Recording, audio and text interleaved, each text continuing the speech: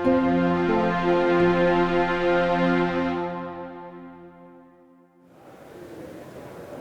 two on the floor of PDAC 2025. I'm sitting here with Mark Chalmers from Energy Fuels. Mark, how are you? I'm great, Tracy. How are you? You are an absolute world leader, actually, in critical minerals and the top producer of uranium in the United States. What are you here at PDAC for?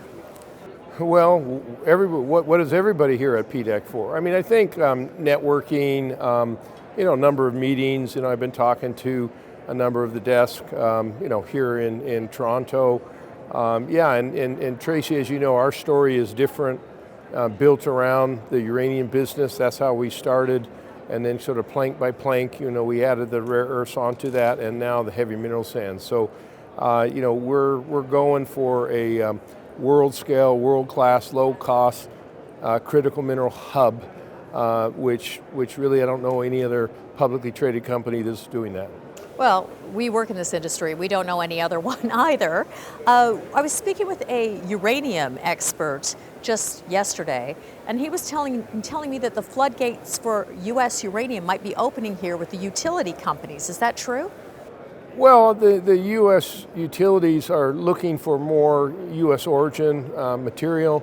I mean, certainly you're aware that, we've been very dependent on Russia enrichment, conversion enrichment, as well as Kazakh uranium for a number of years now, and the protracted conflict in Ukraine, people are seeing it's not necessarily getting better, and people want either uranium from the United States or from our allies. So I think there's finally an appreciation that it's important where you get your molecules. Okay, so I would assume that the White House is calling you, are they? Not this moment, but I will be in DC next week. I've got a number of meetings lined up with the new administration. I mean, we're going to be pushing our story that Energy Fuels can do more on the critical mineral front than any other company I know in the world. And we are positioned with the assets we secured, the processing we can do at White Mesa, that we can make a material difference in this term of Trump. Before the end of 2028, we can have world material scale rare earth processing back in the United States. Uranium. Uranium was very hot a couple of months ago, kind of cooled off a little bit on Wall Street. We contend at InvestorNews that uranium is going to heat up again. Any thoughts on that? It has to, because the spot price is too low now. I mean, it's below the replacement value. I tell people that the incentive price for uranium now is north of $100 a pound. If you've got an existing asset that is up and running, it's probably north of $80 a pound on an existing asset. So it is not sustainable at $64, $65 a pound right now. World-renowned critical minerals expert Jack Lipton is always touting Energy Fuels, and specifically rare earths and what you can actually provide for the United States. Can you comment on that? Well, I mean, certainly Jack knows our story well. He's seen the fact that we can process commercially separated NdPr at the White Mesa mill with our phase one separation plant. He's also seen that we acquired base resources in the Toliara project in Madagascar, which I believe is the lowest cost heavy mineral sand and rare earth project, monazite project in the world.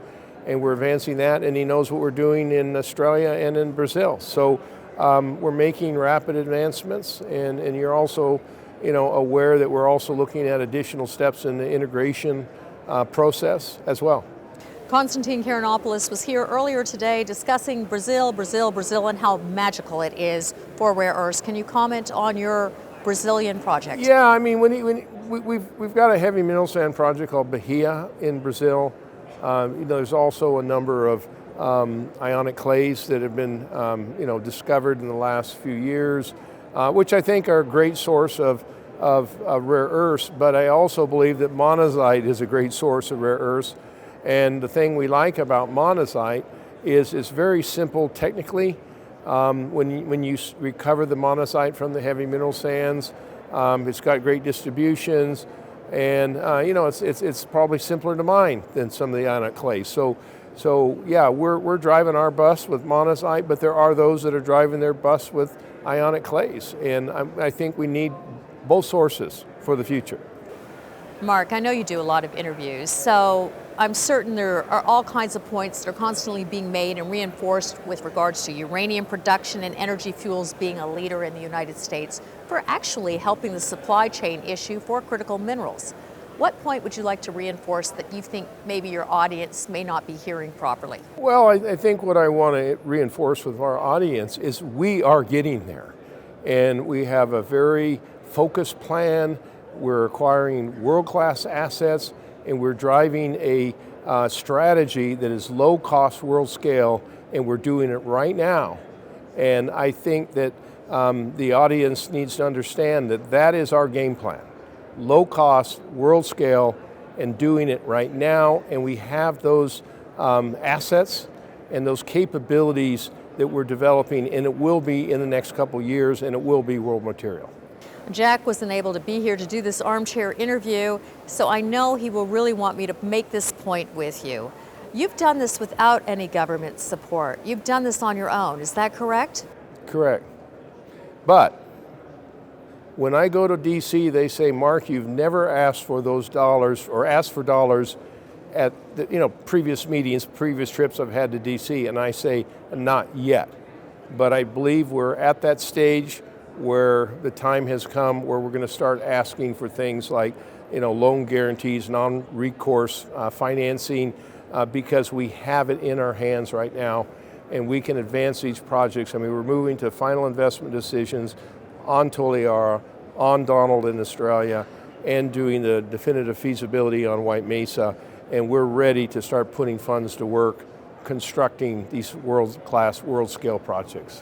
One last question. You're going to be a keynote speaker at the Critical Minerals Institute Summit for May 13th and 14th in Toronto. The theme is the war for critical minerals and capital resources. What do you plan on talking about? Well, I plan on just updating the audience with our plans and where we are at that point in time. But, Tracy, I think you've seen the progression over the last couple years. Last year, I was pretty animated in terms of the progress we're making, and we have made a lot of progress since then. So I'll be ready to go, and I'll be ready to excite people with the advancements that we've made and the advancement we plan to continue making. That's Mark Chalmers from Energy Fuels. For more information, go to their fabulous website listed below. Mark, thank you so much. Thank you, Tracy.